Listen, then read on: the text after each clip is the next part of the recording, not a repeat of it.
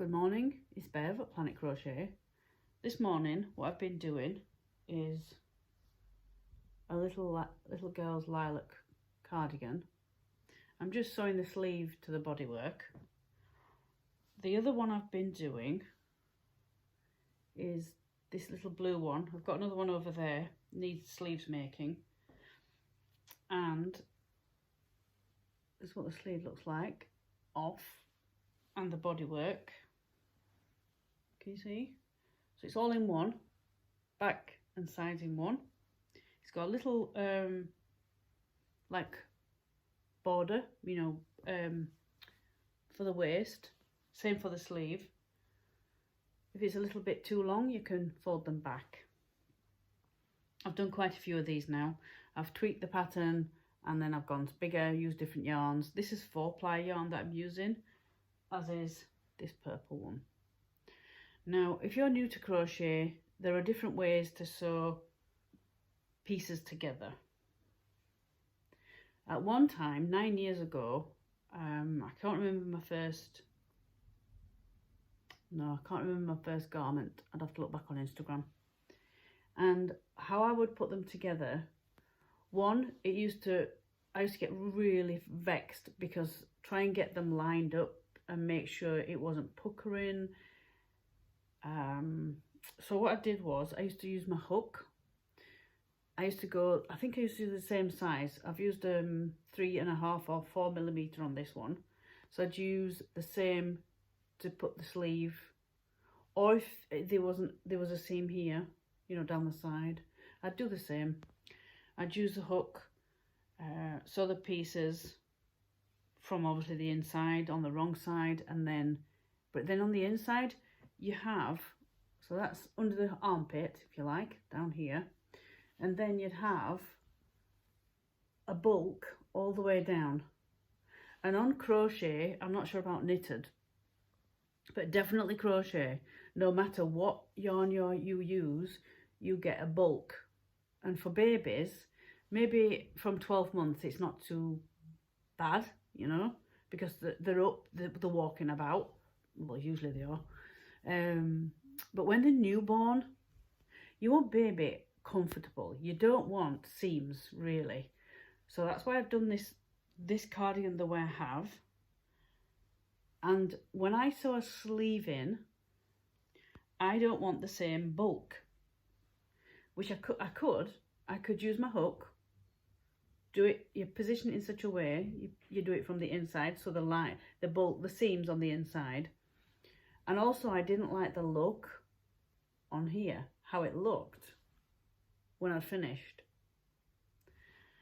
But the main thing I didn't like is the bulk along baby's arms and on the sides. So if you can have, this is my personal preference, lack of seams, not sleeves, lack of seams, I like that. Now, the button band here is done differently. So you have a little bit of something at the front.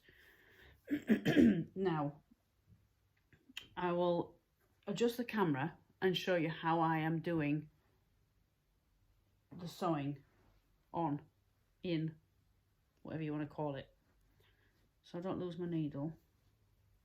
Let me just get this right. So it's a plain top, plain sleeves.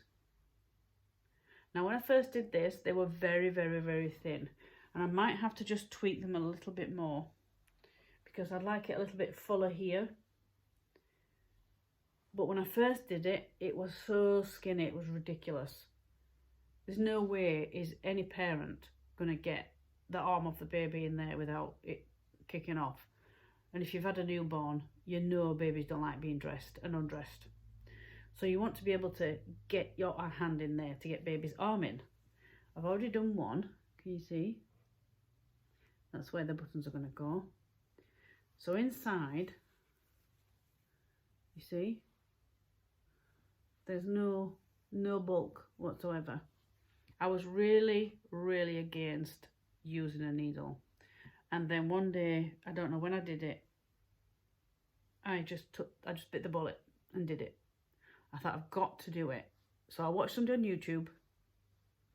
There's different ways you could do it with a needle. And you want to make sure you have enough yarn in one go, because you don't want to keep having lots of ends like this. I did a bit of a boo-boo here, so I've got a couple of ends to sew in. You want to be able to go all the way from wherever you finish your sleeve top, all the way down under the little armpit and all the way up to the top, and give yourself, there's my, where is it? There's my finish. And give yourself plenty of sewing in. Now, how I know how long to leave the thread to sew the sleeve from top, under the arm and back up again is, while it's still attached to the ball, I just slack, do it really slack, don't tighten it. I just go like that all the way across with the string, with the yarn, sorry, and then back up to where you finish here, take it off, and then I double it and a little bit more, but that's it. And then I've always got plenty. So now just pick it up with the needle. I'll show you how I do it in a minute. Oops. Because this is a different design, the top of the sleeve, as you can see, isn't as big. I've done down, which way is it? Back, the front. There's the front. It's lovely and smooth. I'm just ready to do under the armpit, and then I'll do under the armpit, and then I'll show you how I do up the front. You can see it on the other video, but I thought I'll just show you now, because this is what I'm doing, and then I'll do the button band and things.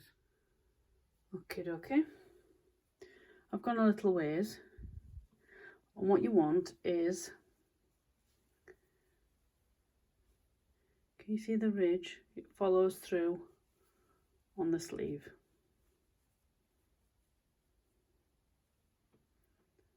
You need the same amount of rows from the sleeve top, the raglan and the back, because you want it to finish flush.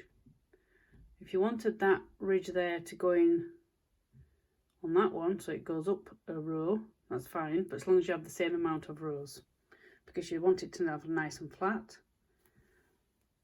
But I like it so the ridge follows through to the sleeve. Have your work facing the right side to you, not the wrong side, the right side. And this is treble, UK terminology. This is a treble row.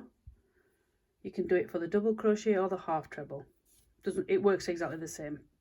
But for the double, you know, the single crochet in the US, I'd use just one needle stitch. For the treble or half treble, I would use 2. You can use more, but don't use less. Now I've finished, so that ridge matches up with that one. End of this row on the back is chains. The one that matches on the sleeve is a treble.